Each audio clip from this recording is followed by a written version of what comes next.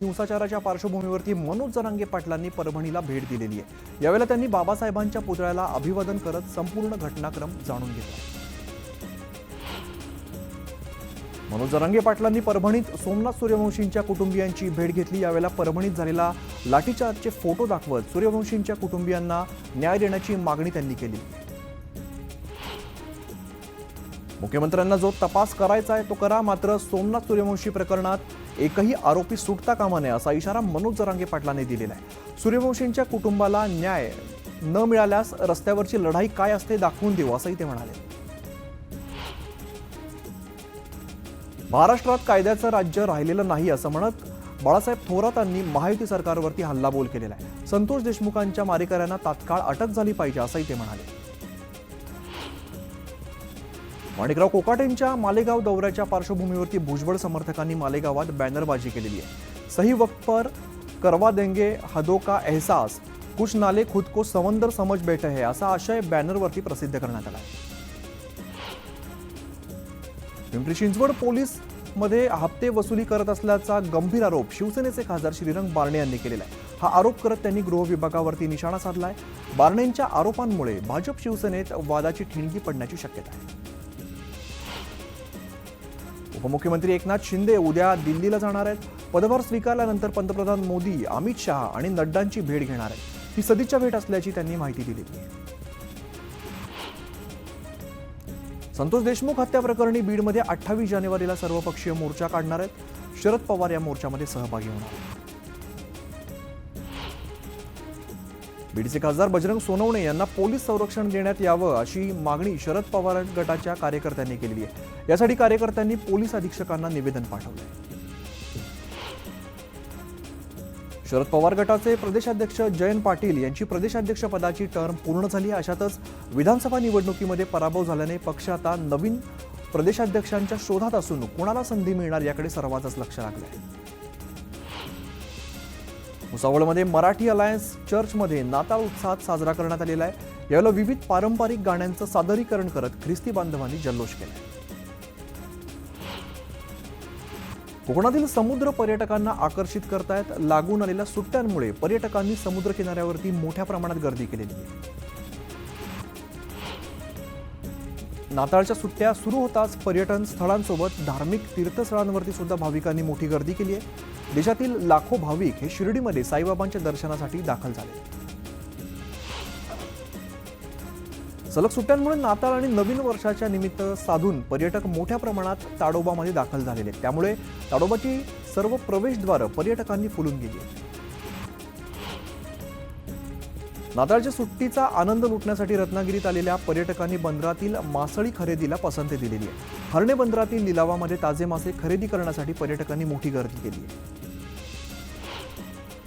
Christmas आणि new इयरसाठी अनेक जण फिरण्यासाठी बाहेर पडलेत। यावेळेला मुंबई पुणे महामार्गावरती वाहनांच्या 4 ते 5 किलोमीटरच्या लांबच लांब रांगा बघायला मिळत आहेत। नाताळच्या सुट्टीत फिरायला जाणाऱ्यांची संख्या वाढल्यामुळे विमान कंपन्यांनी तिकीट दरामध्ये वाढ केलेली आहे। मुंबईच्या विमान प्रवासासाठी 1408 रुपये अधिक मोजावे लागतात। सोलापुरात मोठ्या उत्साहात ख्रिश्चन बांधवांकडून ख्रिसमस साजरा करण्यात आलेला आहे। चर्चला मोठी विद्युत रोषणाई सुद्धा करण्यात आली आहे। त्याचबरोबर फटाक्यांची आतषबाजी देखील करण्यात आली।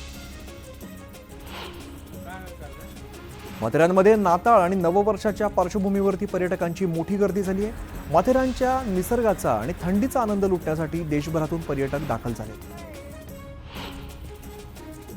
लाडकी बहीण योजनेचा 6वा हप्ता महिलांच्या खात्यामध्ये जमा करण्यात आलेला आहे। दरम्यान 6वा हप्ता मिळाल्याने वाशिममध्ये महिलांनी सरकारचे आभार मानत आनंद व्यक्त केला आहे। काश्मीर खोऱ्यात सैन्य दलाचं वाहन दरीत कोसळलेलं आहे। दरम्यान या घटनेत 5 जवानांचा मृत्यू झालेला असून चंद्रपूरच्या वरोरा तालुक्यातील पिंपळगाव मारुती गावच्या अक्षय निकुरे या जवानाचा यात दुर्दैवी मृत्यू झाला आहे। सिंधुदुर्ग जिल्ह्यात पर्यटक हंगामाला सुरुवात झालेली आहे। मालवणच्या सिंधुदुर्ग किल्ल्यावरती मोठ्या प्रमाणामध्ये पर्यटक येत असतात। त्यांना लाईफ जॅकेट अनिवार्य करण्यात आलेलं आहे। मुंबईतील बोट दुर्घटनेनंतर प्रशासनाला जाग आली आहे।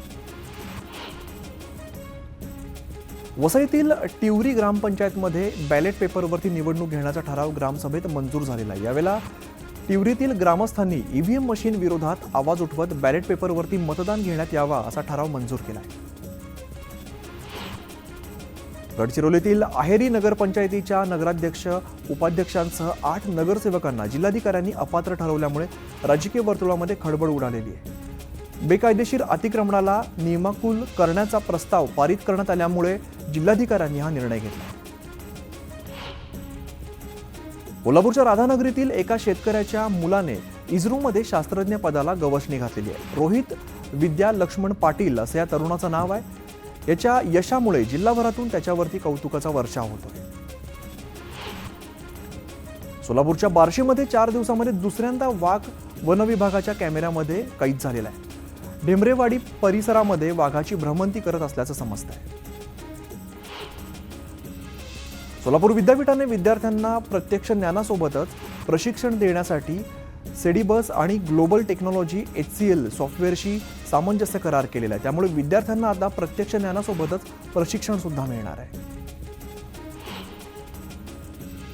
रेल्वेच्या विशेष रेल सेवा पुरस्कार सोहळ्यामध्ये भुसावळ रेल्वे मंडळाचा डंका पाहायला मिळतोय। भुसावळ रेल्वे विभागाला विद्युत, सिग्नल, टेलिकॉम आणि सुरक्षा या विभागांमध्ये 5 शील्ड मिळालेत, तर पर्यावरण आणि आरोग्य क्षेत्रासाठी 2 शील्डचा बहुमान मिळाला आहे। जुन्नर तालुक्यातील तोतरबेट परिसरामध्ये वन विभागाने लावलेल्या पिंजऱ्यामध्ये 3 वर्ष वयाची मादी बिबट्या जेरबंद झालेली आहे। बिबट्या जेरबंद झाल्याची माहिती मिळताच वन विभागाने घटनास्थळी धाव घेत जेरबंद केलेल्या बिबट्याला माणिकडोह बिबट्या निवारा केंद्रामध्ये स्थलांतरित केलं आहे। साताऱ्यातील खंडाळा तालुक्यामध्ये असणाऱ्या अहिर गावामध्ये वानराने धुमाकूळ घातलेला आहे। घरांसह दुकानांमध्ये शिरून साहित्याचं नुकसान केलंय। त्यामुळे तातडीने वानराचा बंदोबस्त करावा अशी मागणी नागरिक करतात। भिवंडी महानगरपालिका हद्दीतील असंख्य गटारांवरील चेंबर हे नादुरुस्त झालेले आहेत। त्यामुळे उघड्या चेंबरमध्ये पडून अनेक अपघात होत आहेत। याबाबत तक्रार करून सुद्धा कार्यवाही न करणाऱ्या अधिकाऱ्यांवरती कारवाई करण्याची मागणी दक्ष नागरिकांकडून केली जाते।